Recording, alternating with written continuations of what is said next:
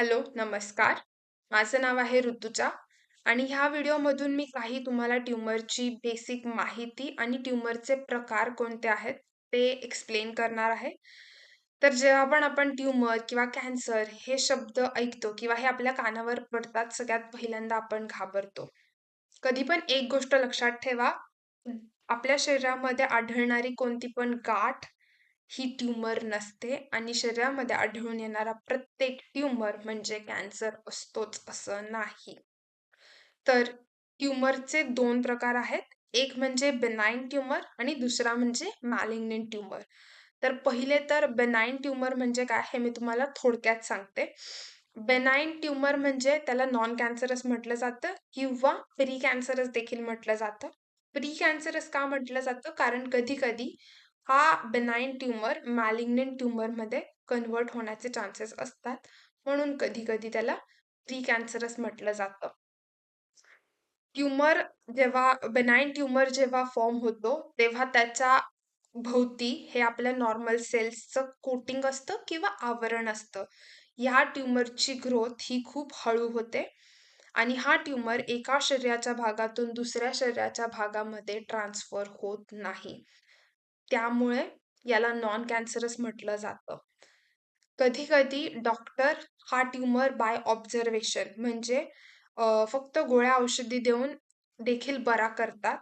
पण जर तुम्ही ऑब्झर्वेशनमध्ये असाल, फक्त तुम्ही गोळ्या औषधी देऊन जर का डॉक्टर तुमच्या बेनाइन ट्यूमरवरती ट्रीटमेंट करत असतील आणि तुम्हाला अचानक त्या ट्यूमरमध्ये वाढ जाणवली किंवा त्याचा काय म्हणूयात त्याचं तुम्हाला तिथे पेन व्हायला लागलं, अशा वेळेला लगेचच डॉक्टरांकडे जायचं. शक्य असेल तर डॉक्टर हा ट्यूमर सर्जरी करून देखील काढतात. एकदा सर्जरी करून काढल्यानंतर या ट्यूमरची पुन्हा ग्रोथ होण्याचे चान्सेस हे खूप कमी असतात. त्यामुळेच हा नॉन कॅन्सरस ट्यूमर असतो. आता पुढे बघूयात मॅलिग्नंट ट्यूमर म्हणजे काय? हा झाला बेनाइन ट्यूमर. आता मॅलिग्नंट ट्यूमर. मॅलिग्नंट ट्यूमर म्हणजे असतो कॅन्सरस ट्यूमर. याची ग्रोथ ही खूप जास्त फास्ट असते. सुरुवातीच्या इनिशियल स्टेजमध्ये याची साईज ही अगदी मनुका किंवा शेंगदाण्या एवढी असते. जशी-जशी तुमची स्टेज वाढत जाते, तशी-तशी याची ग्रोथ ही खूप जास्त फास्ट होते. दुर्दैवानं हा एका शरीराच्या भागातून दुसऱ्या शरीराच्या भागामध्ये रक्तप्रवाहामधून ट्रान्सफर होऊ शकतो. त्यामुळे जरी तो तुम्हाला एका अवयवात डॉक्टरांना आढळून आला किंवा तुम्हाला एकाच अवयवात गाठ आढळून आली सुरुवातीला, तरी कधी-कधी तो दुसऱ्या अवयवात देखील ट्रान्सफर होऊ शकतो. त्यामुळे जेवढ्या लवकर या ट्यूमरवरती उपचार करता येतील, डॉक्टर तेवढ्या लवकर उपचार करतात, कारण तेच पेशंटसाठी बेस्ट असतं. सो जरी मॅलिग्नंट ट्यूमर असेल, तरी घाबरून जायचं कारण नाही. बेनाइन ट्यूमर असू देत किंवा मॅलिग्नंट ट्यूमर असू देत, दोघांच्या शक्यतो उपचार पद्धती या सारख्या आहेत. एकतर केमोथेरपीने उपचार केले जातात किंवा रेडिएशन थेरपी वापरली जाते किंवा रेडिओ सर्जरी केली जाते. कधी-कधी इम्युनोथेरपी वापरली जाते. आजकाल मार्केटमध्ये वेगवेगळ्या सर्जरीज किंवा वेगवेगळे थेरपीज म्हणूयात आलेल्या आहेत, या ट्यूमरला आपल्या शरीरातून बाहेर काढण्यासाठी आणि जर शक्य असेल तर कधी-कधी डॉक्टर हा ट्यूमर शरीरातून सर्जरी करून बाहेर काढूनही टाकतात. जेणेकरून मॅलिग्नंट ट्यूमर हा एका शरीराच्या भागातून दुसरीकडे जाऊ नये म्हणून. तर एकूणच मला ह्या व्हिडिओमधून तुम्हाला एकच गोष्ट सांगायची आहे. तुम्हाला पहिले तर दररोज तुमचं शरीर ऑब्झर्व्ह करायचं. तुम्हाला कुठे पण शरीरामध्ये लंप किंवा गाठ आढळून आली, तर सगळ्यात पहिल्यांदा लगेचच डॉक्टरांकडे जायचं. कसलाही विचार करायचा नाही, Google करायचं नाही, 4 लोकांना विचारायचं नाही. काहीही आढळून आल्यास शरीरामध्ये वेगळे काहीही चेंजेस झाल्यात, फक्त गाठच असं नाही. सर्वप्रथम डॉक्टरांकडे जायचं.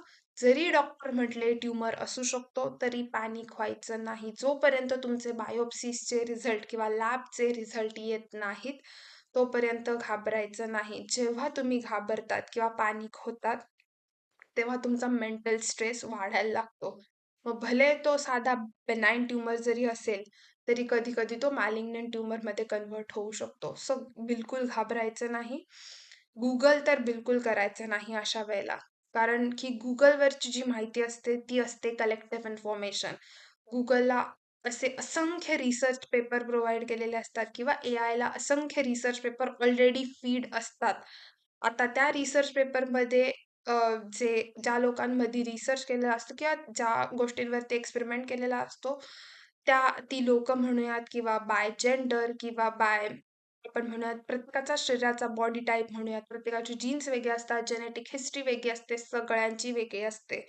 सो कधीच हेल्थच्या बाबतीत तरी Googleवरती सर्च करून म्हणूयात किंवा काहीही गोष्टी Googleवरती चेक करून जायच्या नाहीत. कारण तुमचं शरीर इव्हन प्रत्येक व्यक्तीचं, आई-वडिलांचं असू देत, मुलांचं असू देत, प्रत्येक माणसाचं शरीर हे वेगळं असतं. सो शरीराच्या बाबतीमधल्या गोष्टी शक्यतो Googleवरती सर्च करून किंवा Google थ्रू जाऊन डिसिजन घ्यायचा नाही. शरीरामध्ये शक्यतो ट्यूमर, गाठ वगैरे आढळून आल्या, पहिल्यांदा डॉक्टरकडे जायचं, लगेचच डॉक्टरांशी संपर्क साधायचा. मग जे काही पुढे डिसिजन असतील, मग भलेही ते तुम्हाला जेवढं लवकर या ट्यूमर किंवा ह्या गोष्टी समजतील, तेवढं तुमच्या शरीरासाठी उत्तम असेल.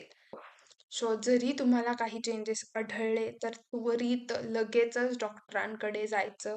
पॅनिक व्हायचं नाही. बिलकुल टेन्शन घ्यायचं नाही.